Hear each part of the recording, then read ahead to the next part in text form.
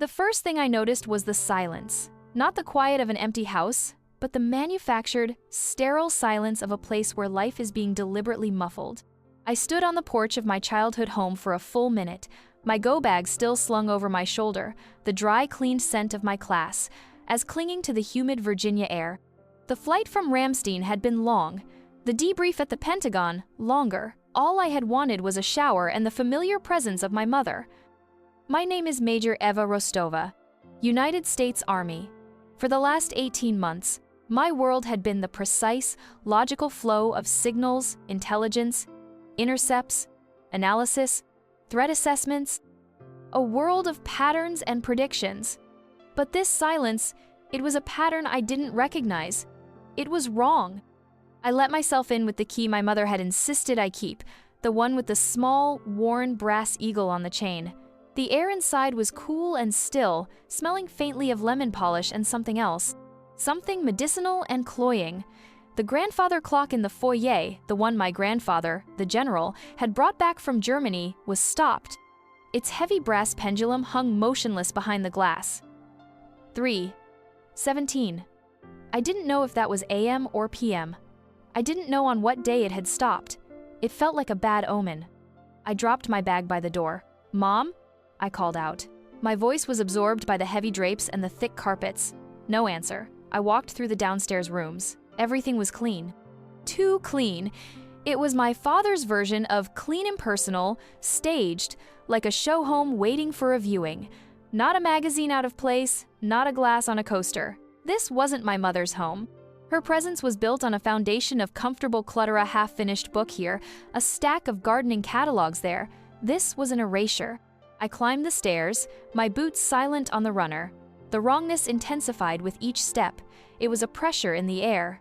I reached the landing and saw it. The door to my father's study, usually locked tight, was ajar. And beyond it, in my parents' master bedroom, I heard a sound. A whisper. I moved to the study first, a gut feeling. The room was his sanctuary, a monument to himself. Diplomas, photos of him with congressmen, a signed football from a quarterback he'd met once. And in the corner, behind a heavy mahogany desk, was the safe. It was open. The door was swung wide, the thick steel revealing an empty interior. My stomach went cold. That safe was supposed to hold everything. Birth certificates, passports, my grandfather's service medals. My mother's jewelry, bonds, deeds, everything that constituted the architecture of our family's history and security. It was hollowed out.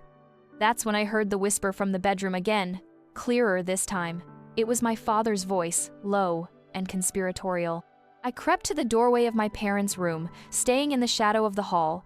The room was dark, the curtains drawn against the afternoon sun. My mother was in the bed. I could just make out her shape, a small, still mound under the crisp white sheets. She looked diminished, fragile. An oxygen tube snaked from a softly hissing concentrator to her nose. My father, Alexander, stood by the window, his back to her, his back to the door. He held his phone to his ear, his voice a sibilant hiss. No, listen to me, Richard," he whispered. "The transfer has to be completed by tomorrow, all of it. We need to clear the board before the estate gets complicated." He paused, listening. His shoulders were tense. He ran a hand through his perfectly coiffed silver hair. "Of course she's comfortable. I've got the best care. But the doctors are saying it's imminent. We can't afford for this to get tied up in probate, not with her current state of mind. You understand. Liquidate the portfolio. Move it to the offshore account we discussed. All of it." I didn't breathe. I didn't move. I felt the world tilt on its axis. My mother, the woman who had written me a letter every single week of my deployment, was dying in that bed. And my father, her husband of 40 years, was not holding her hand. He was not reading to her. He was standing with his back to her, whispering to his wealth manager, systematically looting their shared life while she drew her final, labored breaths. He was clearing the board. The grief I expected to feel, the hot, searing pain of seeing my mother so frail, was absent. It was there, somewhere deep down, but it was flash frozen. In its place, something cold and hard and terribly clear settled into my bones. For years I had tolerated him. I had endured his casual dismissals of my career, his obsession with appearances, his subtle narcissism that painted every family event in his colors. I had done it for my mother. I had maintained the peace for her. But the peace was a lie, and he was a vulture picking over a body that wasn't even cold. In that moment, a switch flipped inside my chest. It wasn't loud, it was a silent, definitive click. The part of me that was a daughter receded. The part of me that was a major, an intelligence officer, a planner came to the front. The objective was clear. The threat was identified. The mission parameters were set. I backed away from the door, silent as a ghost. I went back down the stairs, retrieved my go bag, and walked out the front door, closing it softly behind me. I didn't go back to my car. I walked to the end of the long driveway and stood under the shade of an old oak tree, the one my grandfather and I had planted when I was 7. I pulled out my phone. My fingers were steady. There was a number in my contacts I hadn't called in 3 years, a number my grandfather had given me. "Only call this number, Eva." He had told me, his voice firm, his eyes full of a sad understanding, when the wolf is no longer at the door but in the house, when he has shown his true nature beyond any doubt. My grandfather, General Marcos Rostova, had seen this day coming. He had never trusted my father. He saw the rot under the polished veneer. He had spent the last years of his life preparing for it. I dialed the number. It rang twice. A calm, professional voice answered. "Thorne." "Marcus," I said, my own voice, a low monotone. "It's Major Rostova." There was a brief pause. "Major," he said, his tone shifting slightly, becoming more focused. "I see. Is it time?" "The wolf is in the house," I said, using the code phrase the general had established. "The safe is open. The assets are in motion." "Understood," Marcus said. There was no surprise in his voice, only readiness. "Protocol Scythe is active as of this moment. What are your immediate orders?" I looked back at the house. My house. My mother's house. A place that was being hollowed out from the inside. "Burn it all," I said. "Freeze every account, every card, every line of credit. Flag every transfer. Lock him out of everything. Legally, Marcus. Make it a fortress of paper he can't breach." "Consider it done," he replied. "I have the primary injunction drafted. It just needed your authorization. It will be filed electronically within the hour. What is the status of your mother?" "She's here." "He's here. He's on the phone with his broker." "I'll have a private nurse and a palliative care specialist dispatched to your location immediately. They are on retainer as per the general's instructions. They will answer only to you. We need an impartial, medically certified witness on site. ETA is 60 minutes. "Good." "Major." "Eva," Marcus said, his voice softening for just a fraction of a second. "The general's contingency plan is extensive. It's more than just financial. He prepared for every eventuality. There is a package for you, a safe deposit box. The key and address are in a sealed envelope at my office. It contains his true last will and testament, and your mother's. Not the copies your father has. Of course. My grandfather was a master strategist. He would never leave a flank exposed.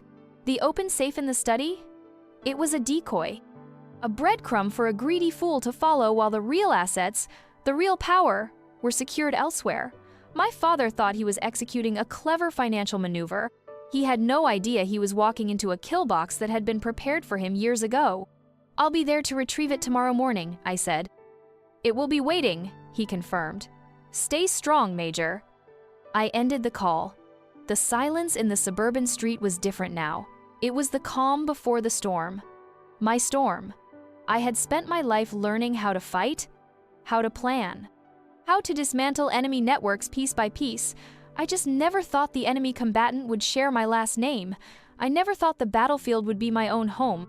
For a moment, I let myself think of my mother, her smile, the scent of lavender that always clung to her sweaters. A wave of that hot, searing grief I'd suppressed earlier threatened to break through. I pushed it down. Emotion was a luxury. It was a vulnerability. The mission required cold, dispassionate execution. There would be time for grief later, once the objective was secured. The objective was justice for my mother, and the complete and total dismantling of Alexander Rostova's life. He wanted to clear the board. Fine, I would clear it for him. But when I was done, his king would be the only piece left, standing alone and undefended in the center of an empty square. Checkmate. I walked back toward the house, my stride measured and sure the soldier was home. I re-entered the house as quietly as I had left. I bypassed the main living areas and went to the small guest bedroom at the back of the house. It had a clear view of the driveway. I sat in the chair by the window, my bag at my feet, and I waited. This phase was about observation, gathering intelligence, letting the enemy make his moves, unaware that his lines of communication were already being cut, his supply lines severed. About 40 minutes later, my father came downstairs. He was on his phone again, but his tone had changed. The conspiratorial whisper was gone, replaced by an edge of irritation. "What do you mean, a compliance flag?" He snapped. "Richard, I've been with this firm for 20 years. Since when does a simple wire transfer require a 3-day review? Unacceptable. You fix it." He paced the length of the foyer, a caged animal. He ended the call and immediately tried another. I watched him, a specimen under glass. He tried to book a flight, I assumed, to Switzerland or the Caymans, wherever his offshore account was based. His face contorted. "Declined? What do you mean declined? Try it again. It's an Amex Black." A pause. "Fine. Try the visa." Another pause. His face went from confusion to disbelief, then to a dark, rising fury. He slammed the phone down on the hall table. The first tendrils of the net were tightening. He could feel them, but he couldn't see them yet. He didn't understand that his financial world had just been hermetically sealed. He still thought it was a bureaucratic error, a glitch in the system. He had no concept of an external, hostile force acting against him. His narcissism wouldn't allow it. This was a predictable response. The general and I had war-gamed this scenario countless times over the years, cloaked as theoretical discussions about strategy. An arrogant opponent's greatest weakness, Eva, is his conviction that he is the only one with a plan. My grandfather's voice was a clear echo in my mind. He will assume chaos or incompetence before he ever suspects a deliberate, targeted strike. My father stormed back into his study. I heard drawers being wrenched open, papers being shuffled angrily. He was looking for proof of his own power, the account numbers and policy documents that he believed defined his existence. But they were just paper. The authority they represented had already been neutralized. The doorbell rang. My father shouted from the study, "I'm not expecting anyone. Get rid of them." I went to the door. Standing on the porch were a man and a woman, both dressed in professional but understated medical attire. The woman, who looked to be in her 50s with a calm, no-nonsense demeanor, spoke first. "Major Rostova? I'm Helen Grant, palliative care specialist. This is David Chen, RN. We're from the St. Jude's Hospice Collective. Marcus Thorne sent us." "Thank you for coming so quickly," I said, keeping my voice low. "The patient is upstairs. The situation is delicate. Her husband is here. He is not to be involved in her care decisions. He is not to be given any information regarding her prognosis or treatment. Is that understood?" "Perfectly, Major," Helen said, her eyes meeting mine with a look of complete professional understanding. "We have our own medical power of attorney documentation, signed by you as the designated agent. We take our instructions from you and you alone." My father appeared at the door of his study, his face a mask of thunder. "Who in the hell are you?" he demanded. Helen Grant turned to him, her expression placid. "Good afternoon, sir. We are the nursing team for Mrs. Rostova." "I didn't call for a nursing team," he snarled. "She has the best care. I'm handling it." "That is no longer the case," I stated, my voice flat and devoid of emotion. I stepped aside to let the team pass. "Their instructions come from me. I hold my mother's medical power of attorney." His eyes widened, first in shock, then narrowed in suspicion. "What are you talking about? I have power of attorney. It was signed 5 years ago." "It was superseded by a more recent document, signed by my mother and notarized 6 months ago," I said calmly, "a document she put in place with the help of her father's legal counsel. You were not informed because she felt, given her declining health, that your financial priorities might not align with her medical needs." It was a carefully worded statement, crafted by Marcus. It was the truth, but sharpened to a point. Alexander stared at me, the gears turning in his head. He was connecting the dots. The frozen accounts, my unannounced arrival, the new medical team, the power of attorney. His world, so carefully controlled, was suddenly being dismantled by a force he had never considered a threat. By me. You, he whispered the word full of venom. This is you. What have you done? I am ensuring our mother receives the care and dignity she deserves in her final days, I said, my gaze unwavering. Something you were neglecting while on the phone with your broker. The color drained from his face. He was caught.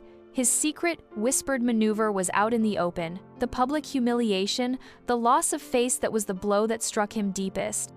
Not the accusation of neglect, but the exposure of his grubby, frantic scheming. How dare you, he hissed. You swoop in here after months of silence, playing the dutiful soldier, and you try to poison me to my own wife? I will have you thrown out of this house. I will call the police. I will call your commanding officer. You can call whomever you like, I replied, but the police will find no crime has been committed. My CO will commend me for handling a family emergency with efficiency. And as for this house, I suggest you consult a lawyer before making any claims of ownership. You might find the title deeds are more complex than you believe. Helen and David had already proceeded upstairs, their professionalism a stark contrast to my father's burgeoning hysteria. I could hear their soft, competent movements from my mother's room. My phone buzzed. It was a text from Marcus. Initial injunction granted, all joint assets frozen pending a full hearing. His personal accounts, tied to the joint marital assets, are also frozen. He is financially isolated. Phase 1 complete. My father's rage finally boiled over. He lunged for me, not to strike me, but to grab my phone, as if that was the source of all his problems. I didn't flinch. I simply took one step back, out of his reach, and raised a hand, palm out. It wasn't a threat, it was a stop sign. The same gesture I would use to halt a vehicle at a checkpoint. Impersonal. Absolute. Do not touch me, Alexander, I said, using his first name for the first time in my adult life. The word hung in the air between us, a declaration of war. He was no longer Dad, he was the adversary. He recoiled as if burned. The look on his face was one of profound, wounded shock. In his world, he was the patriarch, the authority figure. To be addressed like that, by his daughter, in his own home, it was a fundamental violation of the reality he had constructed. And then my phone began to ring, non-stop. The screen lit up with a flood of notifications, missed calls, voicemails, panicked text messages. It was a digital fusillade. 37 missed calls in the space of 5 minutes. They were from his cronies, his broker, his bank manager, the people whose world had just been rocked by the legal shockwave Marcus had unleashed. He stared at my phone, then at me, a dawning horror in his eyes. He was finally, truly, beginning to understand the scale of what was happening. He wasn't dealing with a glitch in the system. He was dealing with a planned, coordinated, strategic takedown. And he was the target. You are a monster, he whispered, his voice trembling with a mixture of rage and self-pity. Your mother would be horrified. My mother, I said, my voice as cold as glacial ice, is upstairs, finally being cared for, and she is the only thing that matters right now. Everything else is just administration. I turned my back on him and walked up the stairs, leaving him standing alone in the foyer, a king deposed in his own castle, the frantic buzzing of my phone, the only sound in the suffocating silence. The next few days were a strange, suspended reality. I established a command post in the guest room. I slept on the small twin bed, my uniform hanging pristine on the back of the door. My life narrowed to 2 distinct zones of operation. The first was my mother's bedside. Helen and David were incredible, a quiet storm of competence and compassion. They managed her pain, spoke to her in soft, respectful tones, and created a cocoon of peace in that room that had, only days before, been a place of neglect. I sat with her for hours, holding her cool, fragile hand. Sometimes she would stir, her eyes fluttering open. She couldn't speak, but she would look at me, and I thought I saw a flicker of recognition, of peace. I read to her from her favorite books of poetry. I told her about my life on the base, about the mountains in Germany, about the good soldiers I served with. I didn't know how much she understood, but I filled the silence with my presence. That, I knew, was what she had always wanted, just for me to be there. The second zone of operation was the war with my father. He was a ghost in the house. He would drift through the downstairs rooms, his expensive suits looking rumpled, his face pale and unshaven. He had tried to fight back, of course. He'd called his own lawyer, a flashy corporate shark named Peterson. I knew this because Marcus sent me the flurry of threatening letters they'd issued. They were full of bluster and baseless accusations, undue influence, elder abuse, tortious interference. It was a legal smokescreen designed to intimidate. I ignored it. My father ignored me. We were two opposing forces occupying the same territory, operating under a tense, unspoken ceasefire. He had no money. His cards were useless. His checks bounced. I had arranged for a simple grocery delivery service to the house for essentials. It was a move of tactical necessity, not compassion. I needed him functional and present for the final confrontation. The confrontation was scheduled for the following Monday, a formal probate meeting at Marcus Thorne's office. Peterson had demanded it, believing he could bully his way through the situation in a neutral venue. He had no idea he was agreeing to a meeting in my chosen arena, on my terms. The morning of the meeting, I went to the bank to retrieve the package from the safe deposit box. The box was heavy. Inside, I found a thick, sealed manila envelope addressed to me in my grandfather's sharp, angular script. It felt strange to hold it. A final communication from a man dead 5 years. A final set of orders. I took it to a small cafe and ordered a black coffee. With steady hands, I opened it. There were several documents inside. The first were the real, executed wills for both my grandfather and my mother. As I'd suspected, my grandfather had left his entire estate a considerable fortune from his own family's investments, entirely separate from my father's money in a trust. My mother was the beneficiary, but I was the executor and the sole trustee. Upon her death, everything passed to me. The house we were living in, which my father thought was his, had been bought by my grandfather and placed in that trust decades ago. My father was, legally, a tenant. My mother's will was just as clear. It mirrored the general's. Her personal assets, her jewelry, her own small inheritance, everything went to me. It named me her executor and contained a specific, notarized clause. Under no circumstances is my husband, Alexander Rostova, to act as my executor, nor is he to be a beneficiary of my personal estate. This decision is my own, made in sound mind and body, due to his long-standing and profound financial recklessness and his prioritization of material gain over family well-being. The words were a vindication, cold, clear, and legally binding. My mother had known. She had seen him just as clearly as the general had. She had simply chosen to keep a fragile peace for my sake. But there was one more item in the envelope. It wasn't a document. It was a small, black USB drive. A note attached to it in the general's hand read, "Eva, knowledge is power. Information is ammunition. Never enter a fight without a full magazine. This is your trump card. Use it only when he believes he has you cornered. Your loving grandfather." I didn't look at the contents. I trusted him. He was the finest strategist I had ever known. If he said it was the trump card, it was. I slipped it into the breast pocket of my blazer. Ammunition. I arrived at Marcus's office 15 minutes early. It was a stately, old-money firm with dark wood paneling and the hushed reverence of a library. Marcus met me in the lobby. He was a man in his late 60s, with the same quiet intensity my grandfather had possessed. He had been the general's JAG officer, then his personal lawyer for 30 years. His loyalty was absolute. "Major," he greeted me with a firm handshake, "everything is prepared. The documents are conclusive." "Marcus," I said. "They are ironclad," he confirmed. "But expect Mr. Peterson to put on a show. He's a performer. And your father will be playing the lead role of the victim." "I'm prepared for that," I said. "Theater is not evidence." My father and Peterson arrived precisely on time. Alexander had rallied. He was wearing one of his most expensive suits. His hair was perfect, and his face was arranged into a mask of solemn, weary grief. He looked every inch the wronged patriarch. He refused to look at me, addressing only Marcus and the mediator, a retired judge named Henderson. The conference room was cold. We sat on opposite sides of a long, polished table that felt a mile wide. Peterson began, his voice smooth and oozing with synthetic sympathy. "We are here today to address a deeply troubling situation," he began. "My client, Alexander Rostova, a devoted husband of 40 years, has found himself in an unthinkable position. At the moment of his wife's most profound need, his own daughter, Major Eva Rostova, has used her military training to enact what can only be described as a financial coup. She has seized control of their shared assets, barred him from his own accounts, and installed a medical team that has isolated him from his dying wife. He let the words hang in the air. We contend that Major Rostova has exerted undue influence over her ailing mother, coercing her into signing documents she did not understand, all for personal financial gain. It is a shocking betrayal, a case of elder abuse at its most calculated.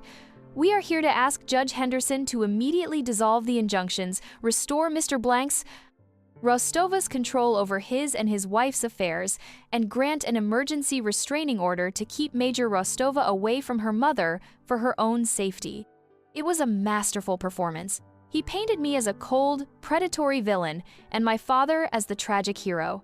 Alexander played his part, dabbing at a dry eye with a silk pocket square. He looked at Judge Henderson with an expression of profound sorrow. "This is not about money," my father said, his voice thick with false emotion. "This is about my wife, my Elena. This daughter of mine, I don't know who she is anymore. She came back from the war different. Hard, cold. She sees everything as a battle, everyone as an enemy, even her own family. I just want to be with my wife in her final moments, without her guard at the door." Judge Henderson turned his calm, intelligent gaze to me. "Major Rostova?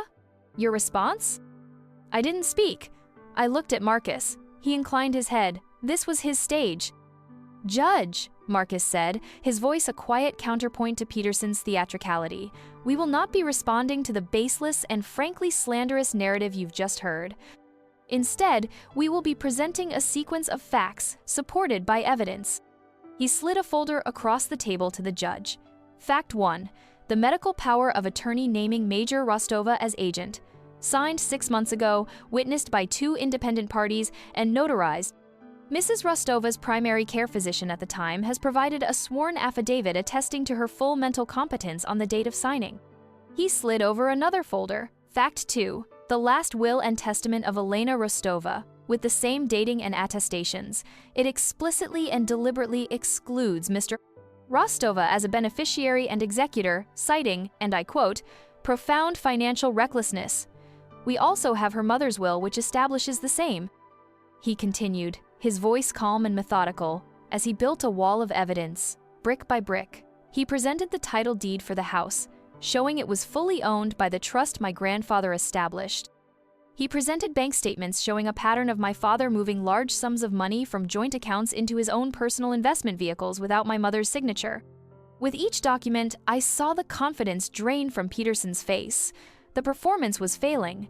My father's expression curdled from sorrow to sullen anger. These documents could have been forged? Peterson blustered, a desperate gambit. Or signed under duress. "Are you accusing a decorated Army major and my law firm of conspiracy and felony forgery?" Marcus asked, his voice dangerously quiet. Peterson backed down. "I am merely suggesting that at the time of these supposed signings, Mrs. Rostova was a vulnerable woman, easily manipulated by a daughter with a clear financial motive." "My motive," I said, speaking for the first time, my voice cutting through the tension, "was the sound of my father on the phone with his wealth manager, ordering him to clear the board and move all assets offshore while my mother was dying less than 10 feet away. That was my motive." My father shot to his feet. "That's a lie, a vicious, twisted lie." "Is it?" I asked calmly. I reached into my pocket and took out the small black USB drive. "Judge Henderson, my grandfather was a man who believed in contingencies. He also believed in protecting his daughter from a man he knew to be a predator.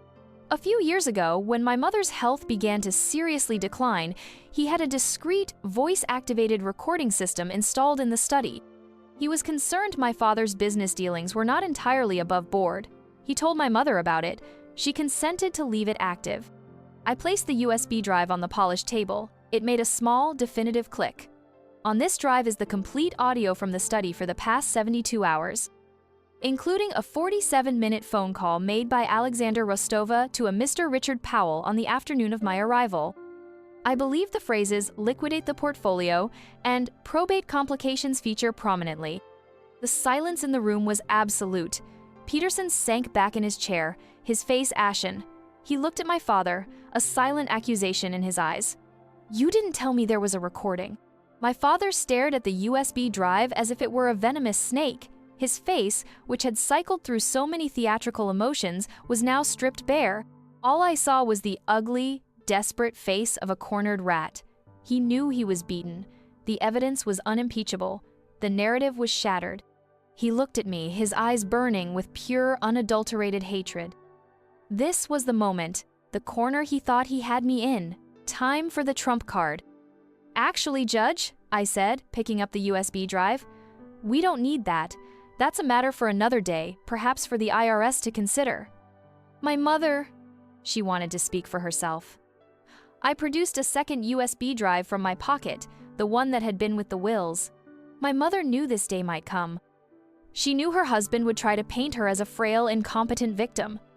So, 6 months ago, on the same day she signed her will, she sat down with my grandfather and Marcus Thorne, and she made a video statement, a living will, a final testimony.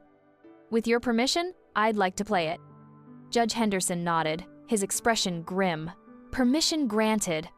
Marcus connected the drive to a large monitor on the wall. A moment later, my mother's face filled the screen. She was sitting in her favorite armchair in the sunroom. She was thinner than I remembered, but her eyes were bright and clear and full of a strength I hadn't seen in years. There was no sign of confusion or coercion, there was only resolve. "My name is Elena Rostova," she began, her voice steady. "I am recording this statement on March 12th in the presence of my lawyer, Marcus Thorne.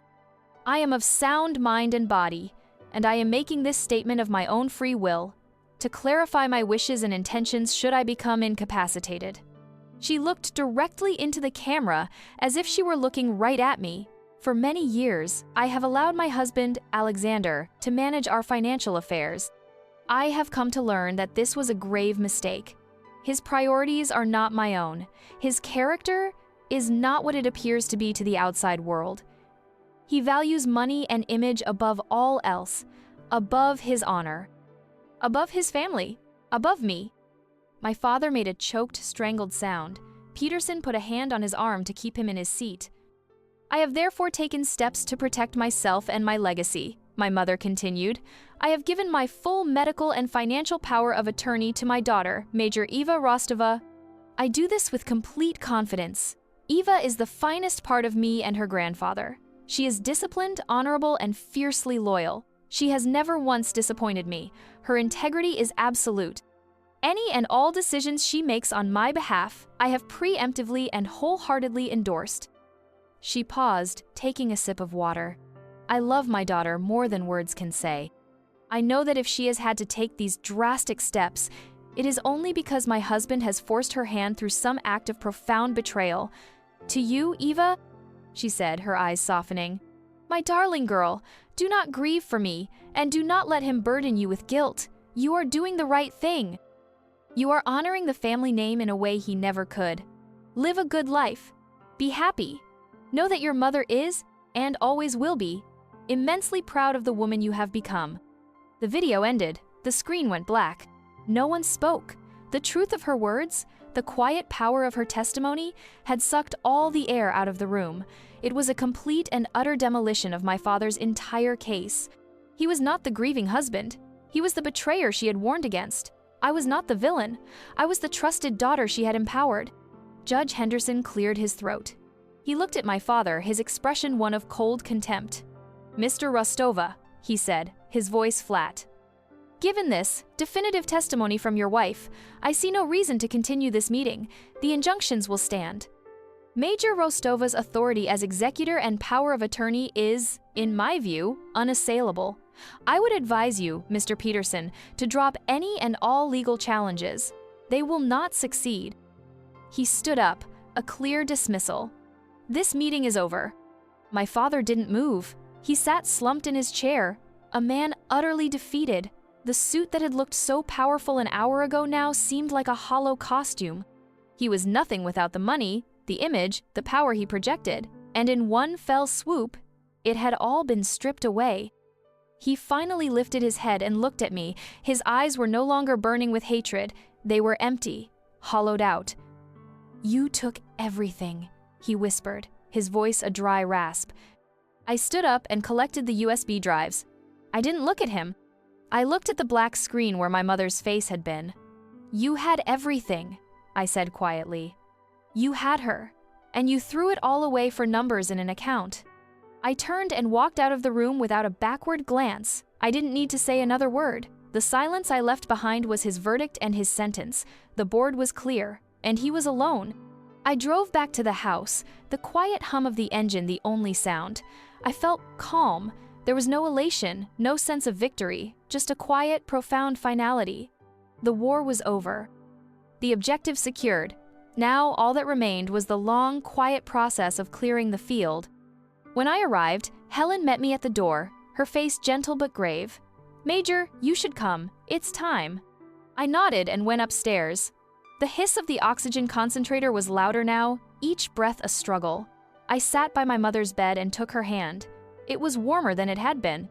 I knew, with a certainty that went beyond medical knowledge, that she had waited. She had waited for me to finish this, to secure her legacy, to win the final battle. I leaned close and whispered in her ear, "It's done, Mom. Everything is safe. The general's plan worked. You can rest now." A single tear tracked a path from the corner of her closed eye down her temple. Her breathing hitched, then softened, and then it stopped. The terrible rhythmic struggle for air was replaced by a profound and peaceful silence. The real kind of silence this time. Not empty, just still. I didn't cry. I sat there for a long time, holding her hand, committing the planes of her peaceful face to memory. The soldier in me logged the time of death. The planner in me began constructing the list of necessary calls and arrangements. But the daughter in me just sat, present, in the quiet. The aftermath was a series of administrative tasks, executed with military precision.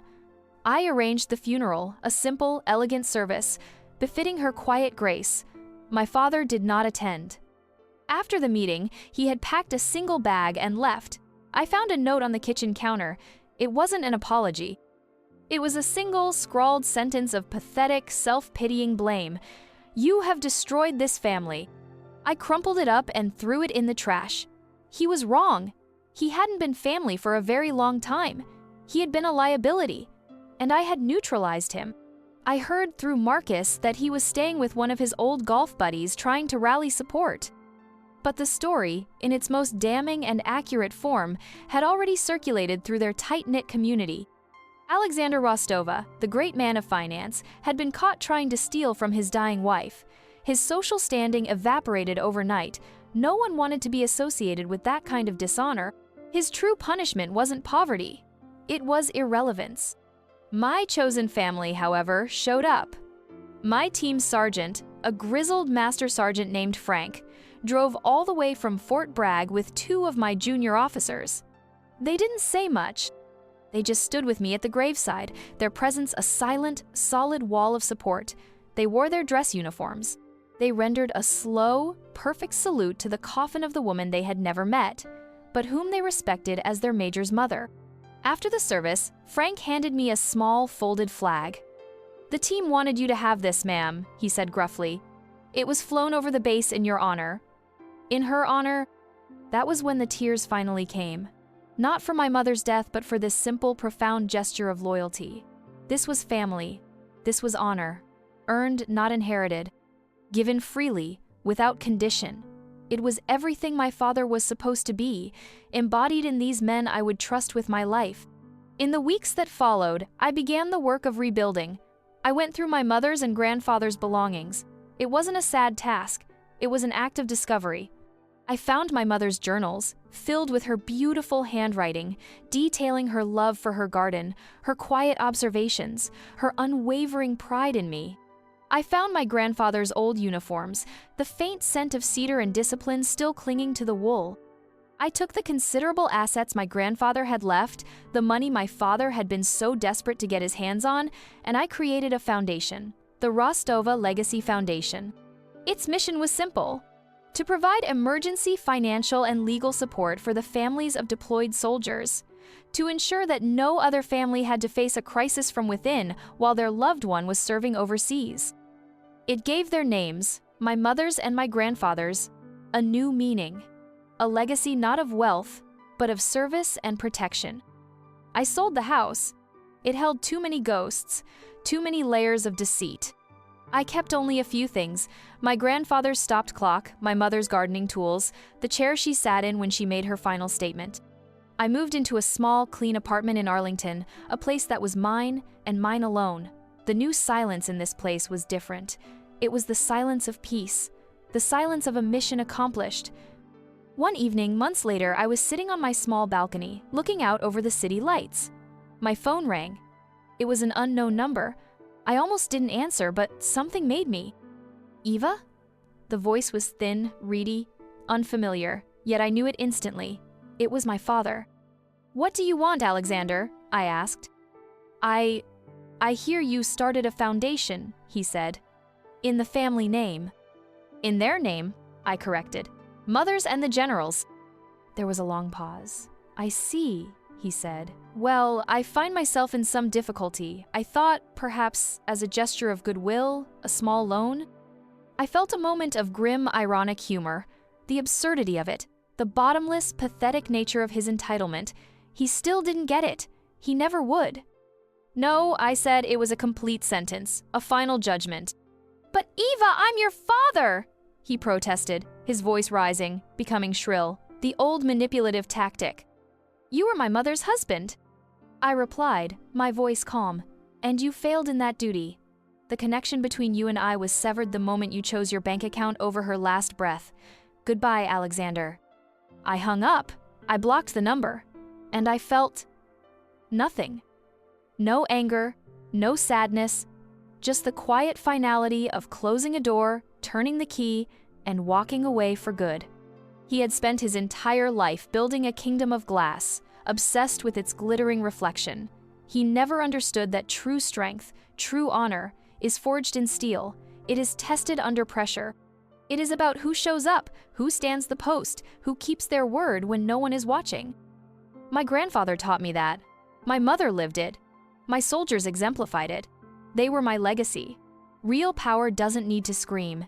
It doesn't need to posture or perform. It just needs to do the right thing, calmly and decisively, when the time comes. My mother's last wish was for me to be happy, and in that quiet, earned peace, I finally was. The board was clear. The game was over.